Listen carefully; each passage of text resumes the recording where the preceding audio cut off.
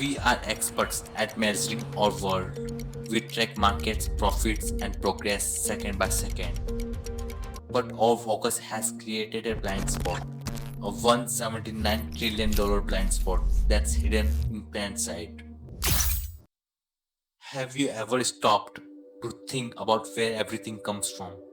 The air you are breathing right now, the water you drank this morning, the food that will be on your plate tonight.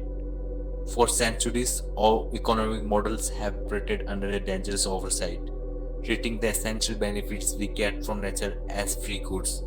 But what if they were not free? What if one day the services that nature provides simply stopped?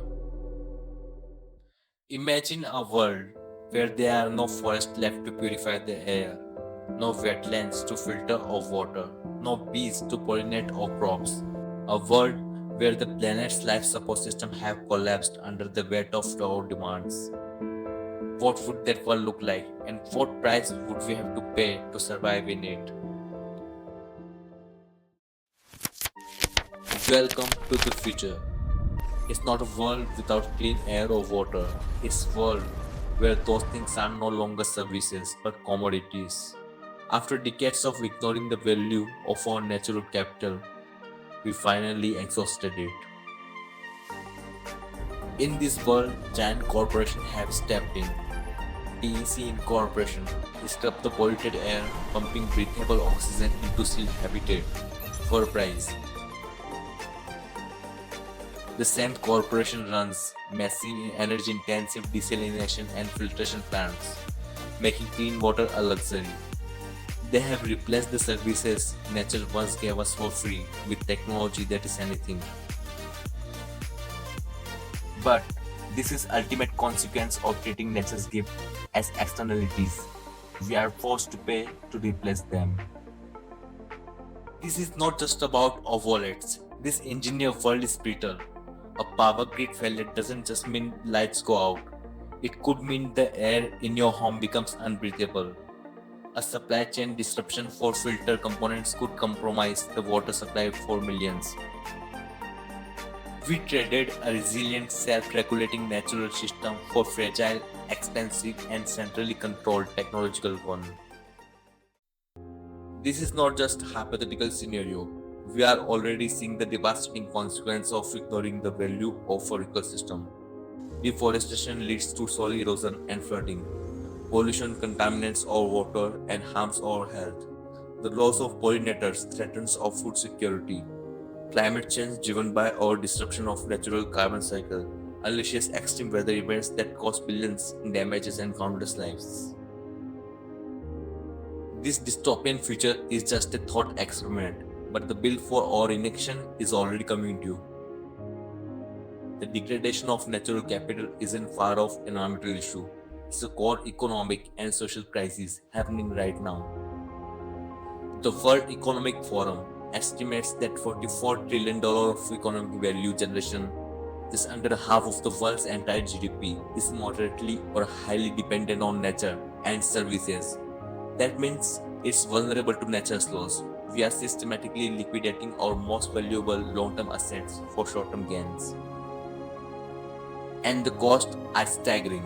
Between 1997 and 2011 alone, land use change resulted in the loss of ecosystem services valued at between 4.3 and 20.2 trillion dollars per year.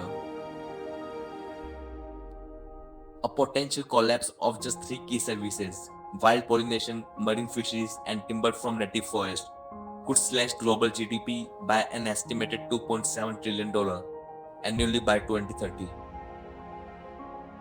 And outdoor air pollution, a direct result of our planet's diminished ability to regulate air quality, is projected to cause 6 to 9 million premature deaths per year by 2060, to subtract $2.6 trillion from global economy annually by 2060. Our current economic system has a fundamental accounting error. When a forest is cleared, the sale of timber adds to GDP. But this accounting completely ignores the debit, the permanent loss of far more valuable forest, and the end of its services. But it doesn't have to be this way. What if we could see the true value of nature? What if we understood that the global economy is in fact a wholly owned subsidiary of natural world? Economists and scientists have been working for decades to create a global ledger for nature, and the numbers are mind-blowing. Recent estimates place the total annual value of planet's ecosystem services at a staggering $179 trillion. That is 1.7 times greater than the entire global economy. Other contemporary estimates place the figure at over $150 trillion per year. This value comes from four key categories of services that nature provides. First, there are provisioning services, the tangible goods we harvest, like food, fresh water, raw materials like timber, and genetic resources for medicines. Second and most valuable are regulating services, the behind the scenes work nature does to make our planet livable. This includes climate regulation, air and water purification, pollination, erosion, and flood control. Third, we have cultural services, the non-material benefits that enrich our lives, like recreation and ecotourism, spiritual enrichment, and the aesthetic beauty that inspire us. Finally, underpinning all of these are the supporting services, the foundational process like soil formation, nutrient cycling, and photosynthesis. These are the factory that produces all other benefits.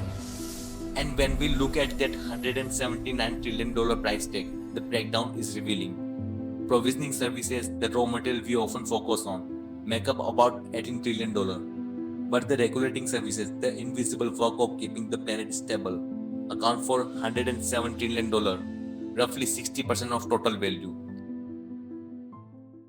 This immense value is generated by our planet's diverse ecosystem. Let's look at a few examples. Tropical forests are the climate powerhouses of our planet.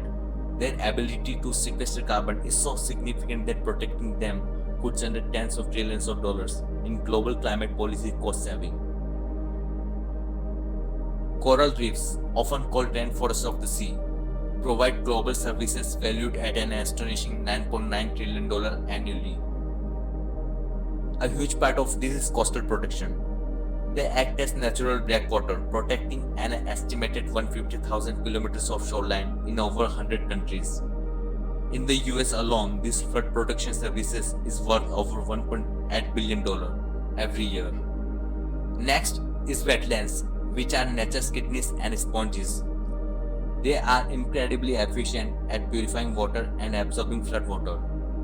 A landmark study estimated that wetlands and floodplain contributed nearly half of the total value of all global ecosystem services, despite their small land area. They are often a far more cost-effective solution for water security than building expensive treatment plants and dams. And grasslands, which we might just see as empty space, provide services exceeding $20.8 trillion a year globally. Crucially, studies show that their regulating services like climate and water regulation have the highest value, far exceeding their value for livestock grazing.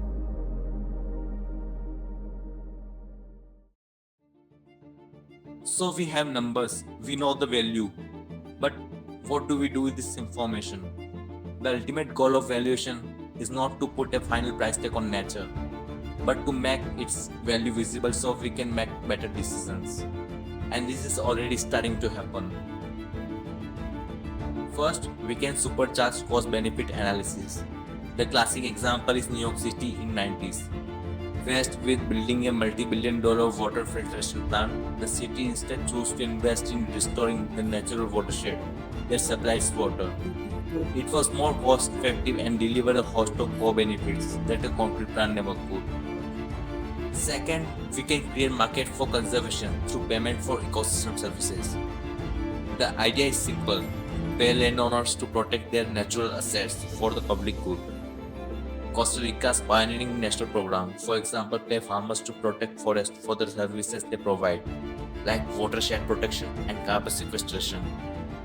And third, on the largest scale, there is natural capital accounting, an effort to create a national balance sheet for nature. The goal is to track a nation's natural asset with the same rigor as its GDP. The United Kingdom has been doing since 2011, and its natural capital accounts now form a key evidence base for its 25-year environmental plan. Evidence is unequivocal. We are not separate from nature. Our economy is embedded within it.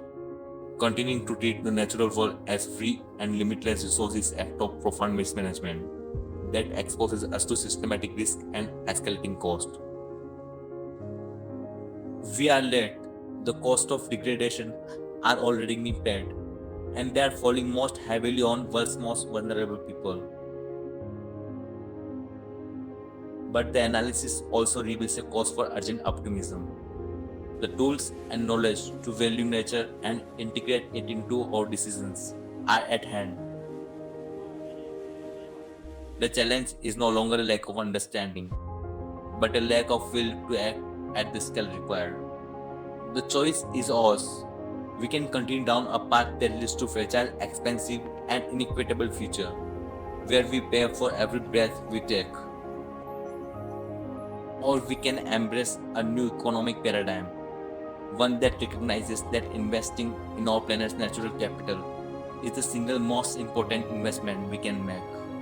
A nature positive economy is not only more sustainable, but also more resilient, more equitable, and ultimately vastly more prosperous. It's time to update our global balance sheet and give nature the credit it deserves.